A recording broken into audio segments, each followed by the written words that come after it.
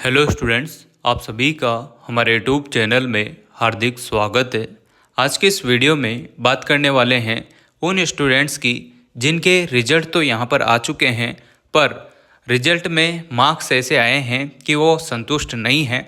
तो रिवैल्यूएशन के फॉर्म कब स्टार्ट होने वाले हैं, स्पेशल तौर पर अगर हम बात करें तो एमए फर्स्ट सेमेस्टर वाले स्टूडेंट, थर्ड सेमेस्टर वाले स्टूडेंट या फिर एमएससी फर्स्ट सेमेस्टर, यानी कि जिनके भी अभी तक रिवैल्यूएशन के फॉर्म से संबंधित कोई अपडेट यहाँ पर शो नहीं हुआ है, फॉर्म नहीं भरा है, तो कब से स्टार्ट हो सकते हैं, कैसे आप लोगों को रिवैल्यूएशन के फॉर्म भरने होते हैं, क्या क्या प्रोसेस होता है, इन सभी मुद्दों पर अपन इस वीडियो में बात करने वाले हैं।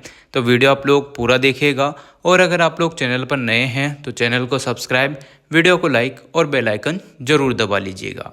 देखिए स्टूडेंट्स, यहाँ पर बात करते हैं उन स्टूडेंट्स की, चाहे वो सेमेस्टर वाले स्टूडेंट हो या फिर ईयरली बेस पर स्टूडेंट हो।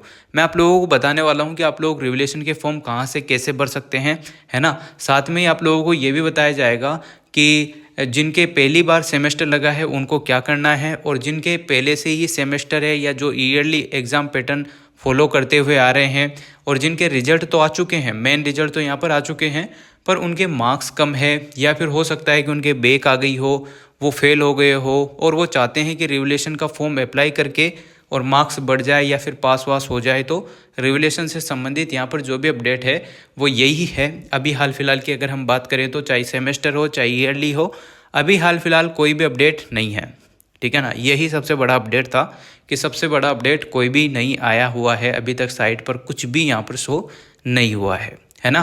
तो देखिए अब कब तक आ सकता है, कब तक जारी हो सकते हैं रिवैल्यूएशन के फॉर्म। तो जिन स्टूडेंट्स के स्पेशल तौर पर अगर हम बात करें तो एमए वाले जो स्टूडेंट हैं वो काफ़ी परेशान है कि सर फर्स्ट सेमेस्टर के रिवैल्यूएशन के फॉर्म कब आएंगे।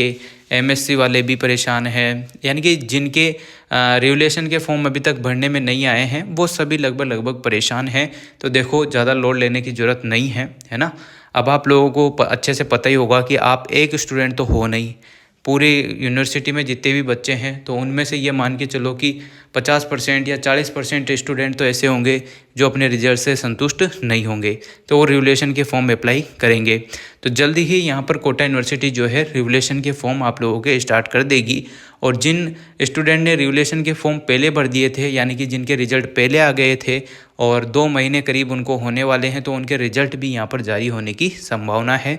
और जो पीजी वाले जो स्टूडेंट हैं उनके फॉर्म बहुत जल्दी स्टार्ट हो जाएंगे। तो आप लोगों को कैसे फॉर्म भरना है, तो 2 तरीके से यहाँ पर फॉर्म भरने में आ रहे हैं।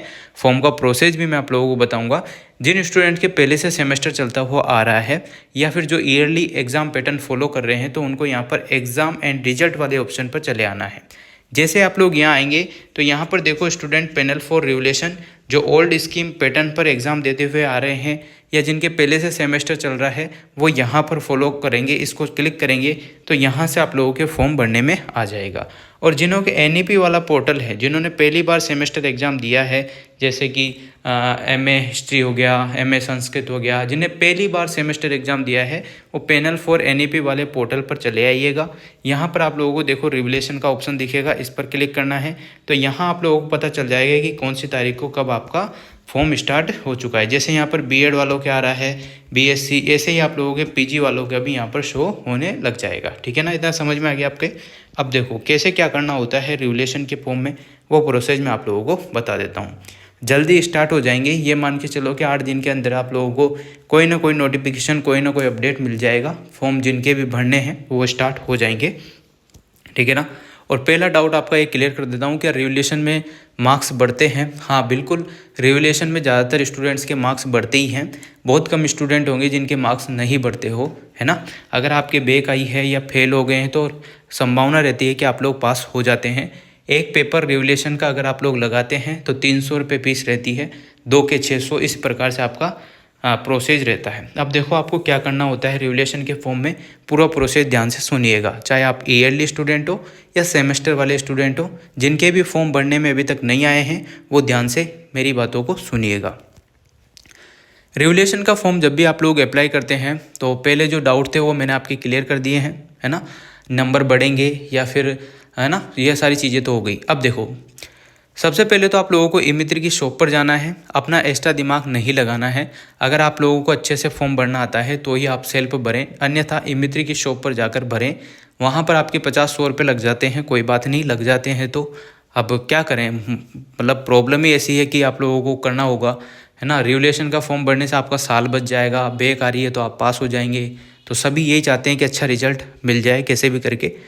तो ई मित्र की शॉप पर आप लोगों को फॉर्म भरने में आएगा। फॉर्म भरने में आप लोगों को 3 या 4 कागज़ देंगे, जिसमें से 2 कागज़ तो आपके चालान के रहेंगे फीस वगैरह के, एक कागज़ आपका खुद का फॉर्म का रहेगा और एक आपकी ऑनलाइन मार्कशीट रहेगी, क्योंकि ओरिजिनल मार्कशीट आने में टाइम लगेगा, 1 महीना करीब लग जाता है। ओरिजिनल मार्कशीट आपको कॉलेज से मिलती है, उसमें टाइम लगता है, इसलिए आप लोग नेट वाली जो मार्कशीट है वही बेच सकते हो।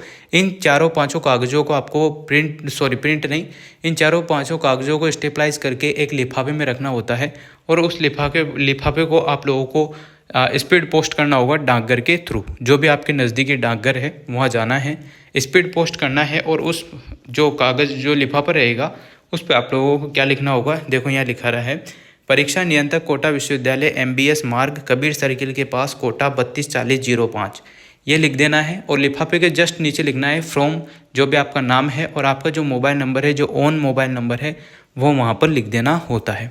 इस प्रकार से उसको चिपका आपके डाकघर में स्पीड पोस्ट करना है। 40 या 50 रुपये आपके लगते हैं। स्पीड पोस्ट करने के बाद वो उसी पते पर चल जाएगा।